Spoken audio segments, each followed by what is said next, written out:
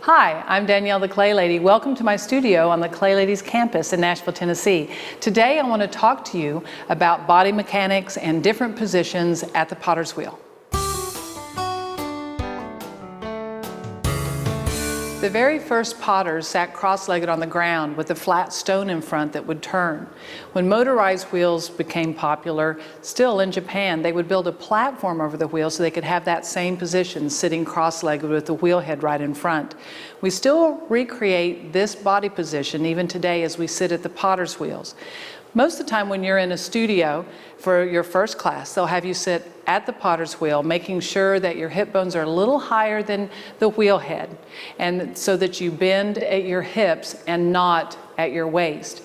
Now, that is a good position, especially when you're first beginning, because you have all your upper body strength to really be able to push onto the clay to help it center. However, if you have your right foot on a pedal and your left foot on the ground, it creates a twist or a bend in your back. So either take your foot off the pedal, or in our studio, we put a 2x4, just a small piece of wood, underneath the left foot. That way, your knees are level and your hip is level, so your back can be straight. Now, you do want to make sure when you're at the wheel that your knees are lower than your hips. That way you have good blood circulation. Shimpo makes a great stool that actually you can lower in the front, leave higher in the back, so there's a tilt. And with that tilt, that helps your body lean forward and helps keep that bend from being too drastic to where it causes some blood loss or some cutting off of the blood in your hips. Now, I sat like that at the potter's wheel for over 30 years, and I started developing just a bit of what I lovingly call a hitch in my get-along. And so I started throwing pots standing up.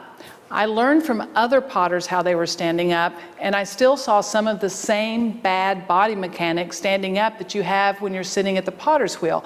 They would be leaning over their wheel. Their wheel would be so low that they still were throwing with the body bent, but with no support underneath them to help hold them in place.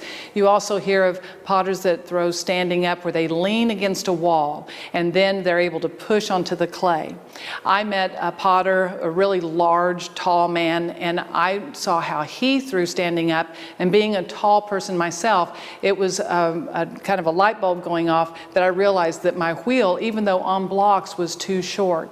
I actually put my wheel on 2 cinder blocks, and I can open up my body stance, and when I'm leaning in, that I'm actually straight up and down, that the underneath of my arms actually lean onto the splash pan.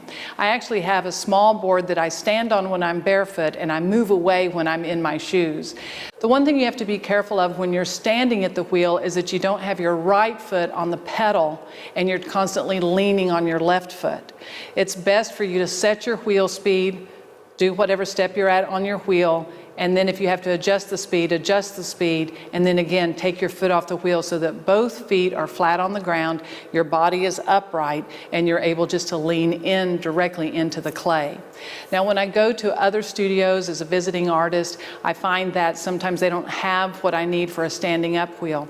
So I've actually modified their wheels to where it's a little bit between the traditional way of sitting at the wheel and standing up at the wheel.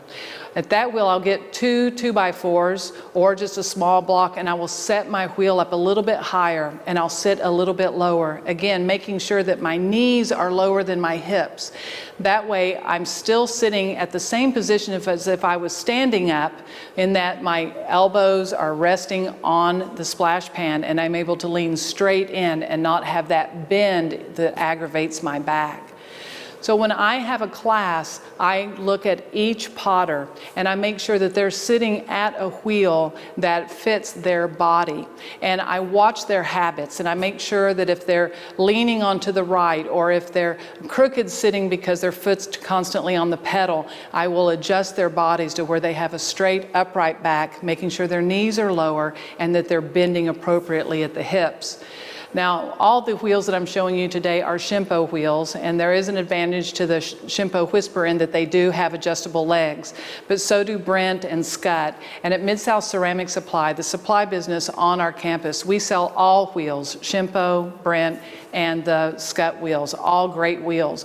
So I'm glad to visit with you individually if you have any body mechanics that you're concerned about, or if there's a certain place on your back that's hurting, about how to adjust at the wheel to help from aggravating that spot.